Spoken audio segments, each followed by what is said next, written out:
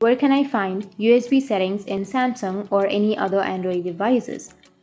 So if you want to find the USB settings in Samsung or any other Android devices, then it's the same thing. Open up your settings at first. Once you've opened, now you need to go for the developer options. So you may have the developer options on the very bottom. You can simply go for system. Under your system, you will have developer options. Tap on developer options, and under developer options, here you will have an option of USB configuration. Tap on default USB configuration, and then from here you can simply have the USB settings. So you can change your USB settings to file transfer, USB tethering, MIDI, PTP, or no data transfer. You can choose any one of these options according to your comfort. So that's how you can find the USB settings in Samsung or any other Android devices. And if you have any questions, feel free to comment below. Thanks for watching.